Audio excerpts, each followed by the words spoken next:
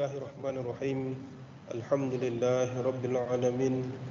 Wassalatu wassalamu ala asyrafil anbiya'i wal mursalin Sayyidina Muhammadin wa ala alihi wa sahbihi ajma'in. Para hadirin dan warga maya yang dihormati sekalian, Assalamualaikum warahmatullahi wabarakatuh.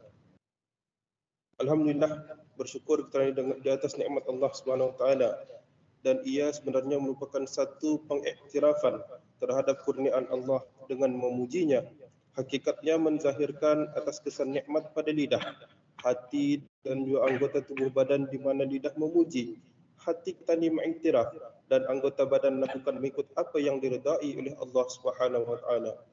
Syukur, syukur pada istilahnya ialah seorang hamba menggunakan semua nikmat kurniaan Allah kepadanya untuk mentaati Allah Subhanahu wa taala.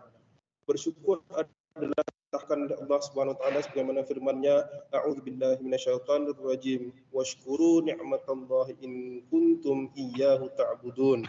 Surah An-Nahl ayat 114, terjemahan makna ayat, bersyukurlah akan nikmat Allah jika benar kamu hanya menyembahnya semata-mata.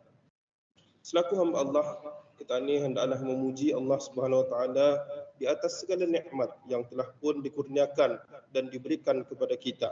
Ini seperti mana ungkapan Nabi Allah Sulaiman alaihi salam dalam surah An-Naml ayat yang ke-40 yang berbunyi, a'udzubillahi minasyaitonir rajim, hadza min fadli rabbi liyabluwani aashkuru am akfur.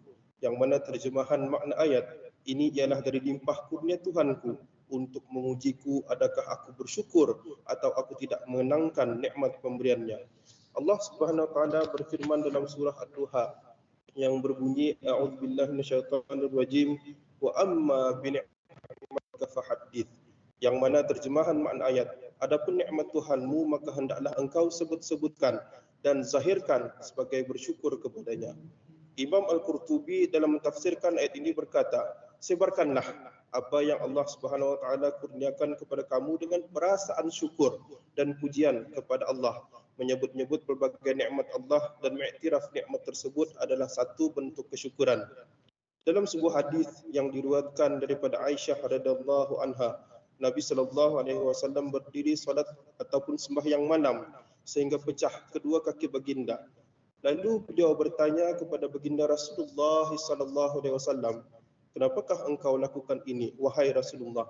Bukankah Allah Subhanahu wa taala telah mengampunkan dosamu yang telah lalu dan akan datang? Lalu baginda sallallahu alaihi wasallam menjawab, ya Aisyah, afala akunu 'abdan syakura. Yang mana maksudnya, wahai Aisyah, tidakkah engkau menyukai aku menjadi hamba yang bersyukur?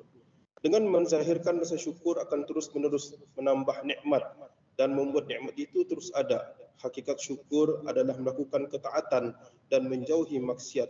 Sebagaimana yang difirmankan oleh Allah Subhanahu wa taala dalam surah Ibrahim ayat yang ke-7 yang berbunyi, a'udzubillahi minasyaitonir rajim, la in syakartum la azidannakum.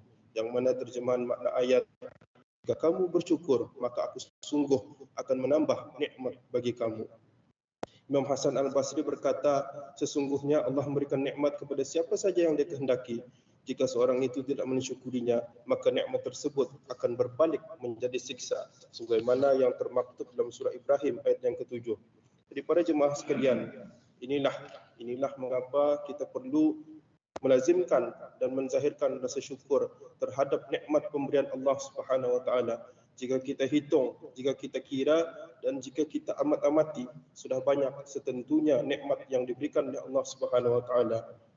Ibnu Qayyim Al-Jauziyah telah mengutarakan bahawa cara bersyukur itu adalah antaranya mengakuinya di dalam hati.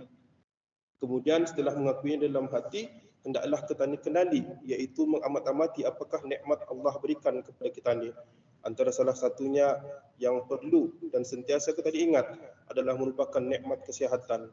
Nikmat kesihatan adalah merupakan sebesar-besar nikmat Allah yang perlu kita syukuri. Pernah jika kita merasa lelah, jika kita merasa sakit, ataupun jika kita merasa tidak bermaya, kita ingat di waktu kita sihat bahawa Allah Subhanahu wa taala telah pun memberikan segala-gala nikmat-Nya dan pada ketika itulah kita ni mengenang bahawa itulah nikmat terbesar yang diberikan oleh Allah Subhanahu Wa Taala yang perlu dan wajib kita ni syukuri. Kemudian setelah kita ni mengenali nikmat daripada Allah Subhanahu Wa Taala, antara lainnya adalah yang dikatakan tadi, nikmat kesihatan. Kemudian kita ni kenal pula kepada pemberi nikmat.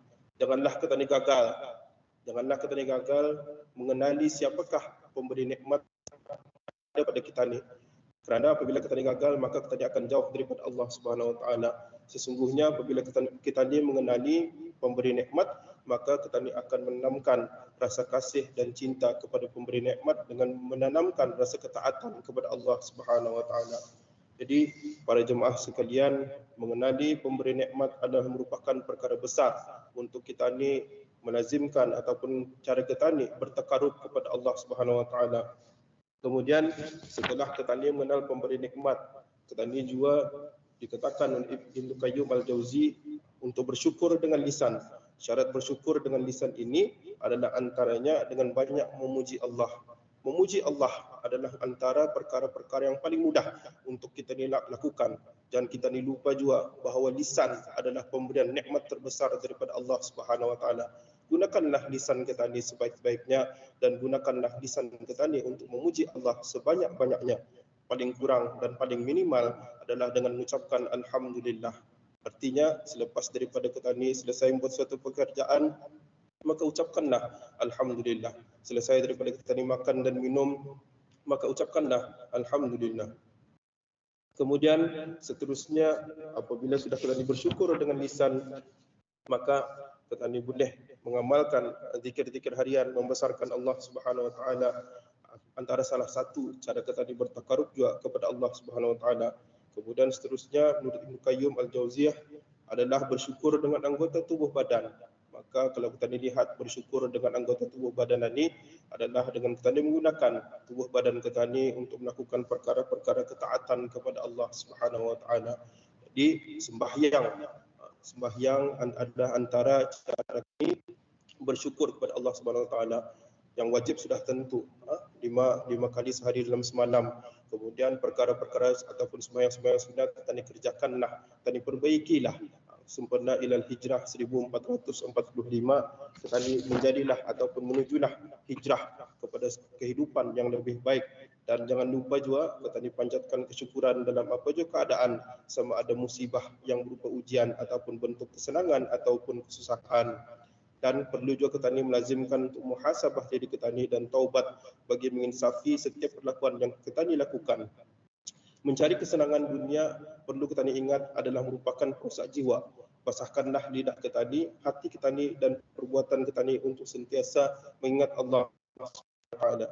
Jadi untuk menutup tazkirah pada malam yang penuh berkah ini, dikongsikan satu hadis yang diriwayatkan oleh Muslim yang bermaksud, dalam urusan dunia, lihatlah orang yang lebih rendah daripada kalian.